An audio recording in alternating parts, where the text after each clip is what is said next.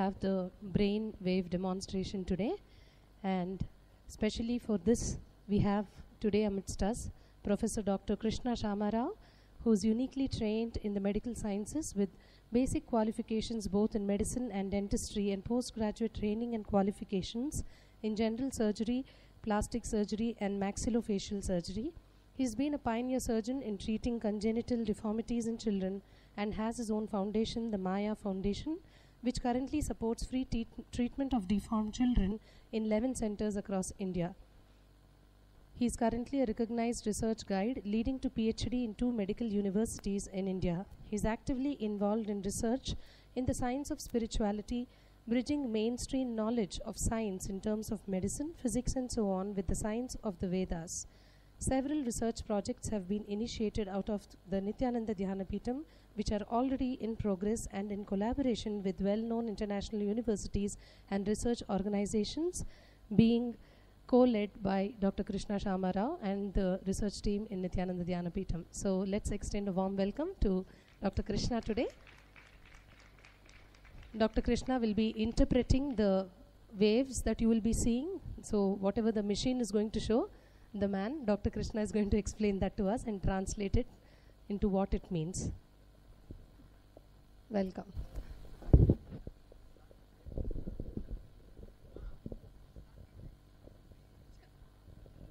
Ma, if you sit in my breathing space, already the brain will start showing the Kundalini awakening. You have to sit there. No, really, the baseline never happens in my breathing space. Ma, she should sit on the floor. In my breathing space, you will never get a baseline. No, anybody, if they come in my breathing space, we don't get a baseline. Already the Kundalini starts working. Yes, doctor, please continue. Nityanandam, as explained earlier, we have done a number of studies which kind of bridges the gap between currently known physics, currently known medicine with spirituality as given in the Vedas. Now, what we will be looking at today is what is called a brain wave. Now, you all know that the brain, the whole human body, in fact, is a conglomeration of about 50 trillion cells working together as a sangha. And these 50 trillion cells have decided that they will make one part of that organization, the one that would coordinate all the activities. This part of the organization is called the brain. So the brain is basically a center of coordination for all the activities of all the cells of the human body and its relationship with the other aspects of the cosmos. Now, the brain works on 2 principles. One, at a lower and a slower level, it works on chemical energy, which are hormones secreted locally or other chemical messengers. But the larger component is electrical energy, which is generated not only by the brain and the spinal cord, but also by each and every cell in the human body. In fact, there is electrical energy everywhere within our system. And this is collated into the spinal cord and reaches up to the brain, where the energies are interpreted and tells you what is exactly happening. And that's how the brain assesses the function of the human body and also what is happening around us. Now, normally the EEG machine, which was supposed to study the electrical activity of the brain, was meant to study epilepsy. It was never designed to study Kundalini energy. Later on, they started experimenting by studying things like meditation, which is at the other end of the spectrum, where you are actually relaxed but aware. You are in a state of restful awareness. The entirely other end of the spectrum is where there is a tremendous rush of energy into the system. I'll explain that as you see it, only then you will understand, which also has certain effects which are extremely significant to the human body. Now, how many of you have heard of the research, the Higgs particle and the God particle, and the research going on in Switzerland? Yeah?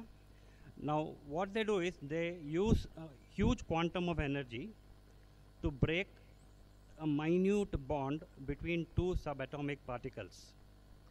And then they study this subatomic particle, and that they're hoping to find the Higgs particle or whatever it is. Similarly, the energy that is initiated during Kundalini awakening can break the bond in your chakras, especially your Agnya chakra, which, if you look at it scientifically, it's not at the level of the pituitary gland as is usually explained, but at the level of the limbic system, where emotion and memory are stored together. Every memory is stored along with an emotion. And to break that connection requires a tremendous impact of energy.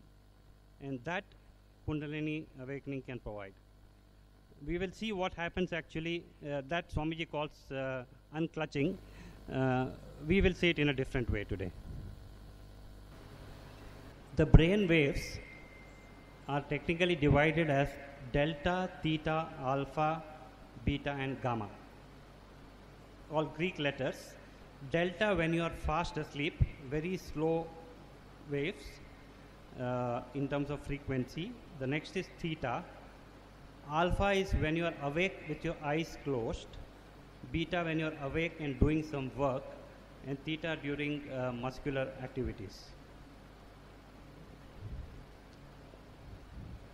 Now let us see what happens in an average person during an average moment of sitting with the eyes closed and then the eyes open. There are two ways of looking at this picture. Can you see the picture clearly?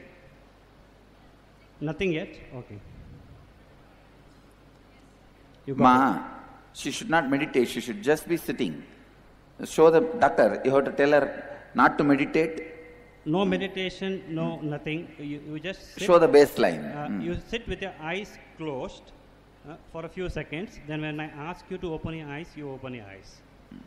Eyes closed now.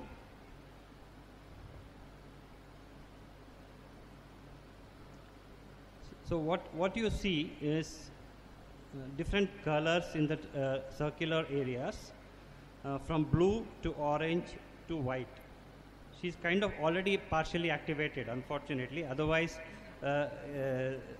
somebody else who has just walked into the ashram would be showing a lot of blue and orange and red color and very little white at this moment. No, just now she was sitting here. That is another one problem. So what you can see now is that she has got her eyes closed, and therefore the delta waves are quite active, as you can see. And the alpha wave, which is the idling, like when you turn the motor on in a car, it's idling but doing nothing. That's also very active because it's almost turning white. This is the eyes closed activity of a normal brain, usually to a lesser extent than this. This is a little hyper compared to a normal person. Can you open your eyes now? As soon as she opens her eyes, you see that the alpha waves start disappearing.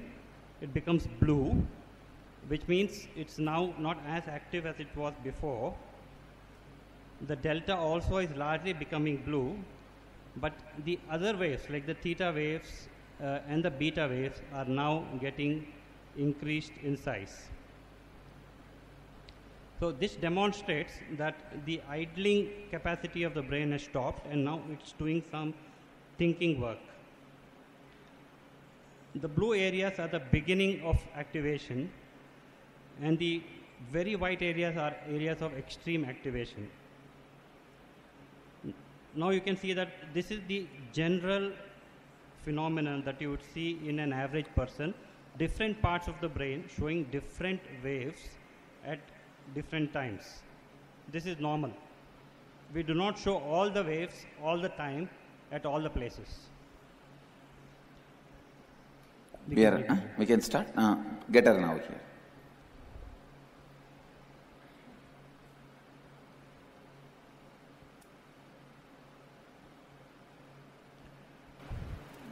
There are two things to a brain wave. One is the frequency. Based on the frequency, it's called alpha, beta, theta, etc. That is number of cycles per second. And the other aspect of the brain is called the amplitude. Based on the amplitude, the color changes from blue to white. Normally the scalp, which is so far away from the brain, catches very little electrical energy, and therefore the amplitude is very, very less. Doctor, when you say ready, I'll activate. One more sentence. So if the amplitude increases, you'll see that the color changes to a white because it's gone beyond the spectrum of the machine, actually. The machine can capture up to red, and after that it can only show white because it doesn't know how to calculate the amplitudes higher than that. And these amplitudes come from very deep within the brain, called the thalamus, the hypothalamus. The problem is the moment she entered my breathing space, see, already she is getting activated, as you can see. You are able to see?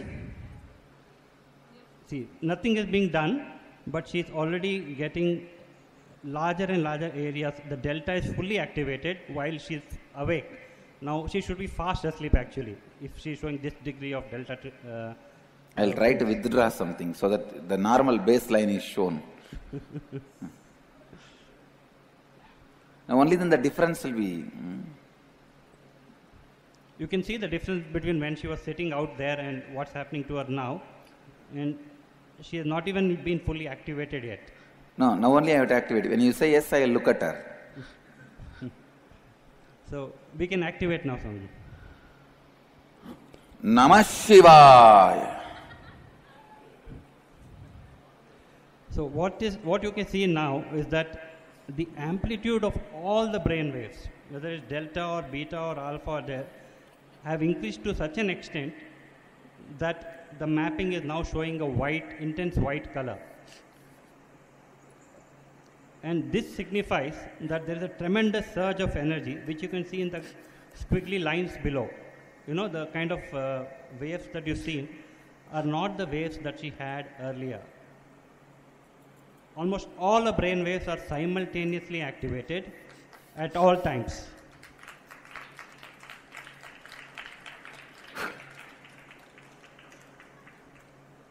Now settle down. Now, as the brain settles, the beta, which is the center where when you meditate, is still active, very, very active. The alpha has gone back to idling and resting. The theta is doing nothing. The delta is active, which is a state of restfulness. Basically, you're asleep when you're in delta. So she's kind of extremely alert and partially asleep at the moment. You want me to awaken once more so that they will see the number? Yeah. Come on.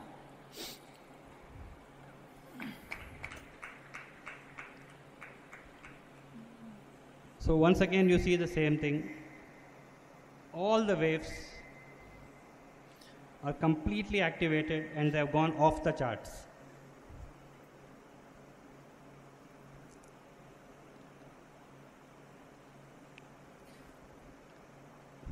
And as she is less activated, you can start seeing that it's the delta and the beta, which is restful and aware, which is being now in the highest intensity. It takes only, I think, 2 seconds to, you will see now. So once you guys are able again, to see? It takes only 2 seconds.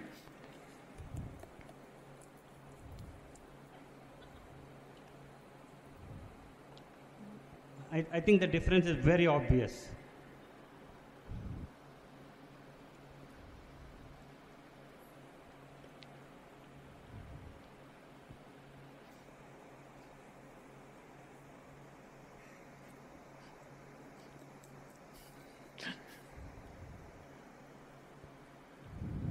Like a switching on and off, I can. It's like you have a switch outside, and you can switch on the brain on and off. That's what is happening right now.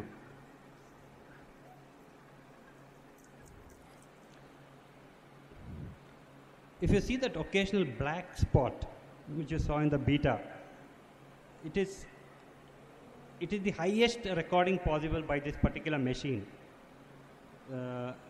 we just saw one black spot. No, right now I'll show you again. What is there?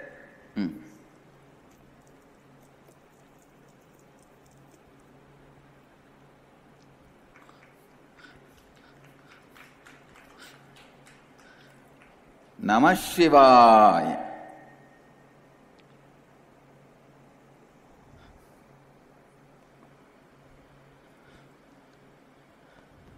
When you're awake, delta can never be activated like this.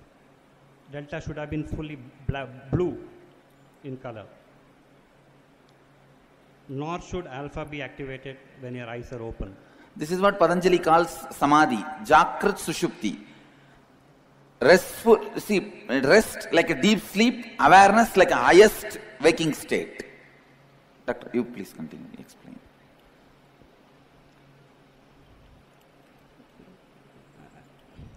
She's slowly settling down now. You can see activity in the beta in full, even in the state of non-activation by Swamiji, and delta. The others are not functioning so highly, which means she is now in a state of meditation. Ma, it is seen there, projected?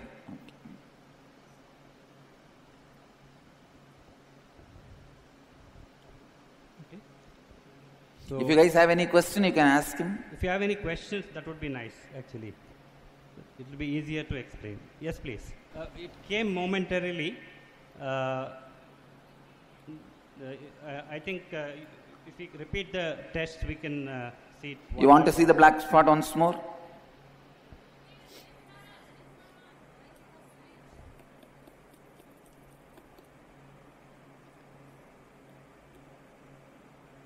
Did you get it? No, not yet. Oh, no. We got it once in the beta circle.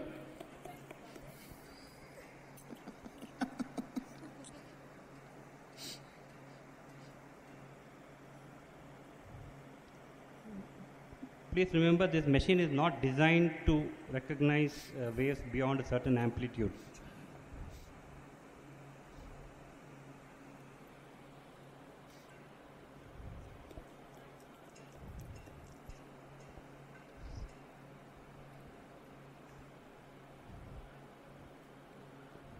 If I do more, she may become enlightened now itself. So I have to.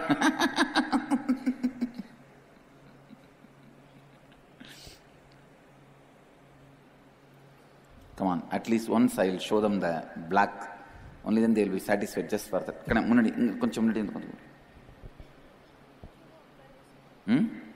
All right, now sit there itself. It's okay. Then I will show.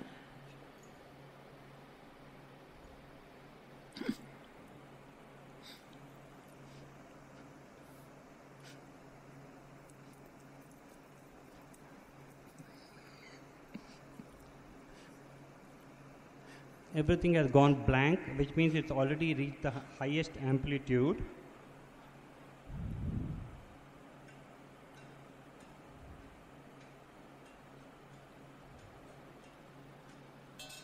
I think I'll let her rest for a few minutes.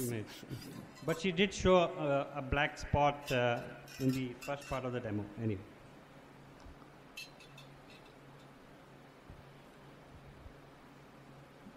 If you have any other questions, you can ask. Ma, can you fix on some participants and show, Ma? The baseline and all that? But a whole cleaning and everything will be a big mess. Yes, please. If you had that cap on somebody who doesn't physically move around like that, that's right. With the brain waves. Yes, sure, we have done that. Okay. We have done on Achala and few people who don't physically move on them. Even then the brain waves show the same thing. We have the recorded one, we can show you.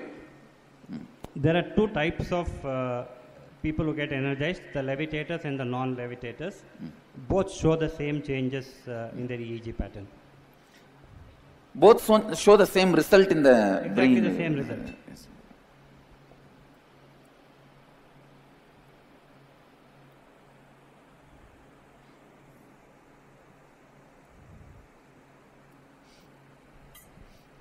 Any other questions? As you look at the screen from top to bottom, how do you distinguish the different type of brain waves, alpha, beta, and so forth? I can't get you. Can you repeat the question again, please? As you're looking at the screen from top to bottom, how do you distinguish the different types of brain waves, alpha, beta, theta, and so forth? Oh, okay. You actually can program the machine to identify, what you see on the left are the areas where the electrodes are placed. Can you see the, no, you can't see anything. Okay, now what you see on the left in like FP, frontal, parietal, and there are different positions. So this is an electrode with about 21 leads. So there are 21 leads attached to the electrode, and this corresponds to different parts of the cerebral hemisphere. So based on whether it is frontal or temporal or occipital or central, the different alphabetical names are given to that. Doctor, this is recorded for non-levitators. This one. What you are seeing now is what is recorded already for non-levitators. People who don't move. People who don't move but have shown the same activity. Now, you can program the machine to study the particular brain wave that you would like to. So when you say you want to read the delta, beta, and the alpha, it records all three. You'll have to sit and scrutinize each and every one of them independently. It takes time. So in that case where we were just looking, that bottom large wave that we saw on the bottom of the screen, that was one particular wave, one particular brain wave? Which one? The one on the bottom, the one that was rather large, a wave that was on the bottom of the screen. Is that one particular You're talking brain of the wave? black spot? No. No. What we were just looking at a moment ago. I didn't get your question again. I'm very sorry. When we looked at the screen, there was a large wave on the bottom of the screen. Okay. Yeah. Okay. Right. So is that one particular wave, one particular brain wave? Yes. These are waves from the. Can you read the? It's CZ. O2, occipital 1, occipital 2. So that's the posterior part of the brain, which is normally activated when you're awake but with your eyes closed. You find that the alpha waves in the occipital region are active. But what you see as very large spikes, that's the amplitude of the spike. You don't see that level of amplitude in a normal person.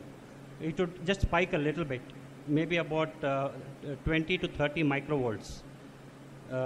Such large spikes are unusual and usually characteristic of maybe epilepsy or some other, disorders where large amounts of electrical energy is given off at a particular point. And each of those circles that's on the top, is that each one of those a particular brainwave? I'll need you to repeat the question again, I'm sorry. Each of those circles that's near the top of the screen, is each of those a particular brainwave? Yeah, they're each for, but they're averaging the brain waves for the entire 21 electrodes, the circular areas. They're not studying the individual brain waves, they're averaging it out for all the brain waves.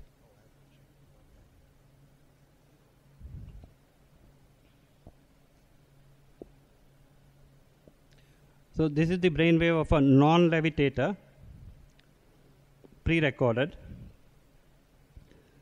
Again showing the same thing, which is intense increase in the amplitude of the wave, which is why the waves become white in color. Okay. There are some studies in which I have seen black spots also. I don't know if they have those in. Bhagwan, I'd like to ask you a question. 2.5 years ago, when everybody's Kundalini was awakened, everybody was vibrating so so much. Now things are coming. It is actually my decision. I can make people jump, or it's my decision. I reduced it because it became a big visual nuisance. Okay. That is the reason. Okay, thank you, sir. Thank you. Nothing else. Visually it looks too odd, so I reduced. But otherwise the effect in the brain is same. I have programmed many things to be more cultured and socially polished. To be niraharis. You can eat once in a while, but don't bring eating as a pattern, lifestyle back. Eat whenever you feel like. And don't eat when you don't feel like. But don't have daily eating pattern. Don't eat more than once a day. That is, see, if you eat more than once a day, then you have fallen into the regular eating pattern. Don't allow that. You don't have to completely avoid food also. Just don't see to it, especially the food which you crave. The pattern creating food, never touch them. So blessings to all the Inner Awakening participants. Successfully, all of you have graduated the Inner Awakening. 16th Inner Awakening, successful completion. So only one thing I wanted to share with you. Breathe air. A-I-R-E. Authenticity, integrity, responsibility, enriching. I bless you all. Be blissful.